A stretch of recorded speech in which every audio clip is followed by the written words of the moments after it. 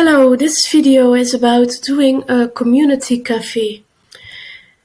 As we have seen before, you have basically the community analysis framework that consists out of two big blocks. First, you have to find the problem, and then you have to find a solution for the problem. To find a problem, we have the first phase is to get to know the community, and then the next phase is about doing a community analysis and mapping the needs of the community. We have basically a few different methods you can use to understand the needs of the community, and one of those methods is a community cafe. What is the idea of a community cafe? If you do a community cafe, you have basically an informal gathering when you invite people of the community to your school or to your hub. A community cafe can be hosted by the young people, of course, with support from their teachers and their coaches. The idea of a community cafe is that you have different tables and that each table has a certain question or a topic that the people at the table have to find an answer for. You have as many tables as you have questions, and after each round, people move from the first table to the other table. So what do you need to do in advance? You have to think about different questions you want to ask. You have done a small part of the community analysis in the first phase. You have done LOMAP or Portrait of the Community or the experience game. So you have maybe some sense of the community and what the good things are of the community, what the bad things are of the community. Or maybe you have a sense of the needs there are. So first you have to think of some basic questions that will be interesting to let the people have a discussion about. So it's also very good if you could think of different questions you want to have an answer for, but don't try to state obvious questions where you know the answer for already. So think about possible interesting questions where that can spark a lot of discussion. You have to engage with people. You have to convince people from the neighborhoods to come to the community cafe. It's always best to use different channels to do that. Maybe the school or your coaches can help you with that. But don't pick one channel to find your people to come to the community cafe, but try to combine basically as many channels as you can.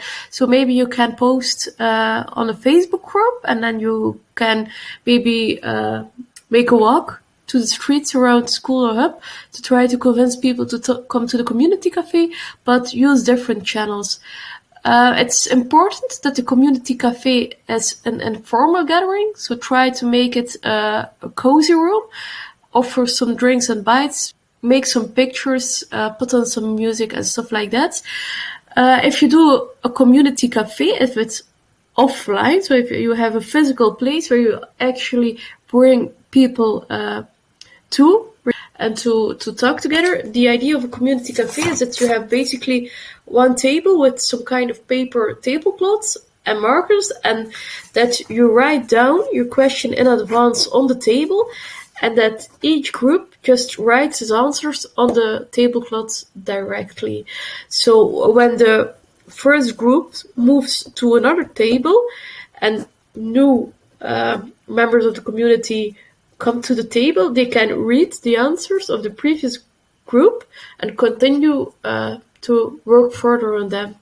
So what do you need? You have to have as many tables as you have questions. Basically, it's good to have 3 or 4 tables and 3 or 4 questions, because each round is about approximately half an hour. So if you do 4 tables, you have 2 hours, and otherwise it will be too challenging to find people who will be willing to join the community cafe. You have to have one host for each table, so it's someone who doesn't move around, but who stays with the table, and when a new group comes to the table, explains to the new group what the previous group has answered, and basically reviews it. So you need one host to stay at the table, and normally it's someone from the organization who hosts this table. So Yeah, normally it has to be one of the young people who sits at the table and basically uh, explains the question to each new group that arrives. You have to have at least 4 participants for each table, but no more than 8, otherwise it will not be really workable. So you have half an hour for each round, and after each round, participants move to the next table, but the host stays at the same table.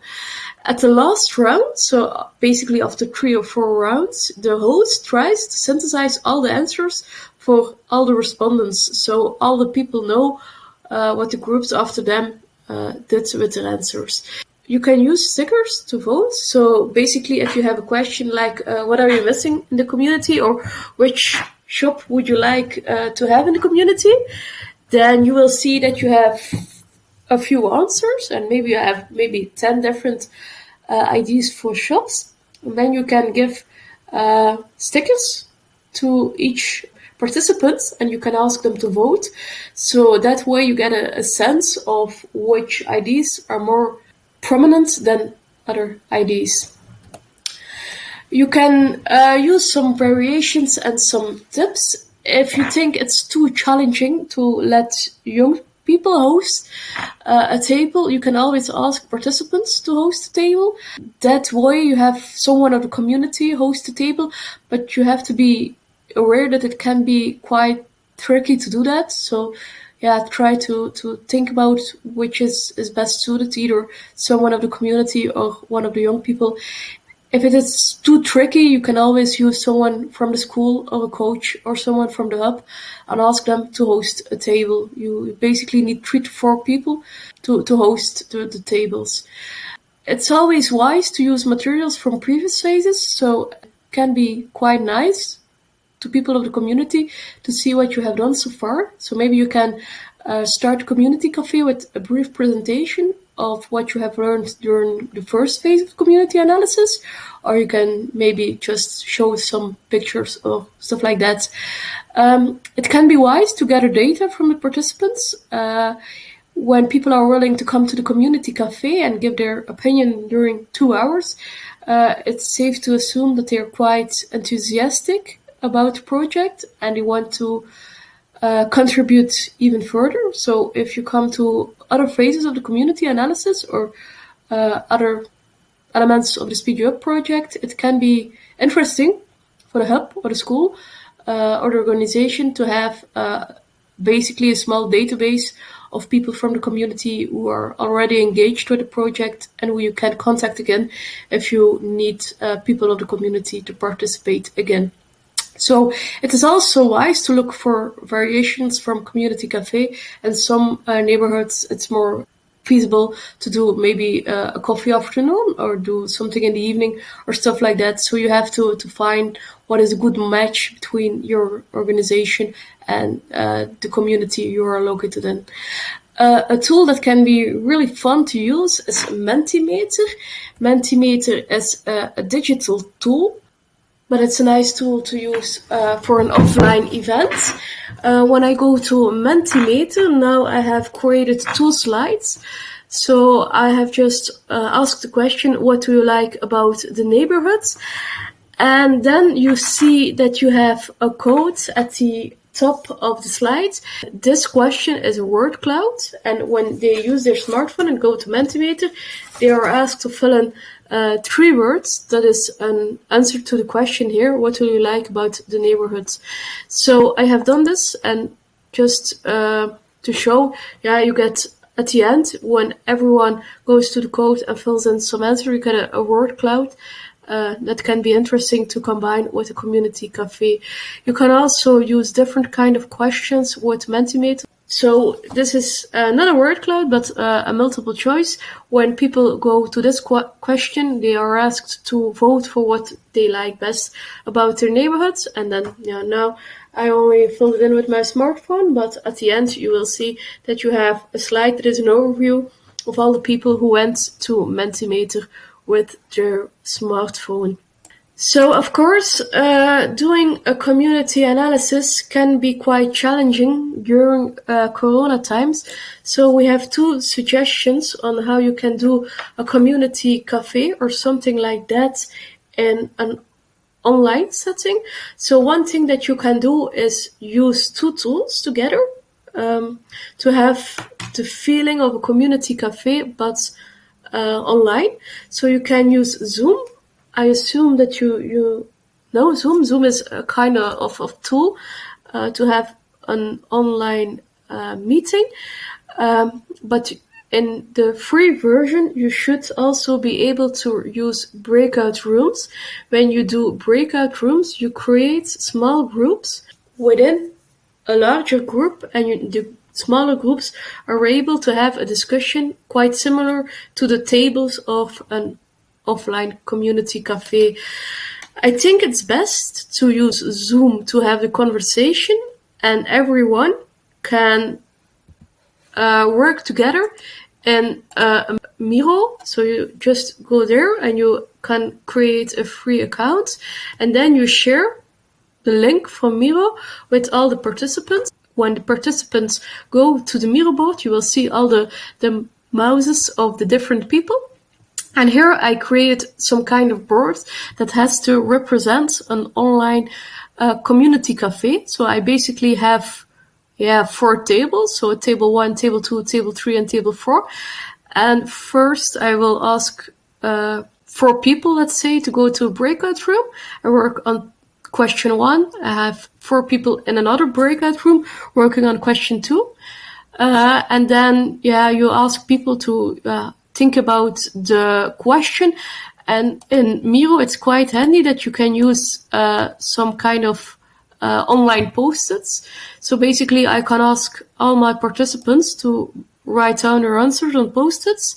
And then at the end of the round, after half an hour, they just move to the other table, and I can bring them back to the general conversation, or just let them in the breakout rooms and give them a sign that they need to go to the other table. So at the end, I will have, just what I have when I do an offline community cafe, and a sense of everything that lives in the community. And then you have the green dots here on the right, and those you can use to let people also vote. So if I have lots of ideas on the board, then you can ask each participant to pick a row of green dots and put a green dot near where they find is the most important answer to them. So maybe if one of the questions is what what kind of business are you lacking in the community, and I have maybe 5 different ideas, I will see that maybe all the participants choose one, and that will mean that they're lacking that kind of business the most. So I think you will get a good feel of a community cafe online when you combine Zoom and Miro. So definitely try that. Both tools are online freely available. Another idea to do a community cafe online is to do a much longer, not a live version, but to maybe do a community week. You can create a WhatsApp group or a Facebook group, or maybe a Padlet or something like that. You can basically choose whatever tool works best for you. But the idea is that you post a question each day. Maybe in the morning you can ask one question, and then you ask everyone to respond during the day, and then you can try to synthesize everything at the end of the day. And then the idea is that you have one question each day, and then you have 5 days in a week that you work on the questions, and then you have also the sense of a community cafe, but on in an online manner. Where can you find more information about that? Well, you can go to the Speed You Up website. When you go to the Speed You Up website, you go to Models. You go to Discovery, because Community Cafe is part of the community analysis, and the community analysis is part of the discovery phase. You go to Mapping the Needs of the Community, because we're now in that block. Then you click here on Community Analysis, and then there you will find more information. If you click here, you have instructions community cafe. If you click here, you can download a PDF, and in that PDF you will find basically more information about everything I have shared with you. Thank you.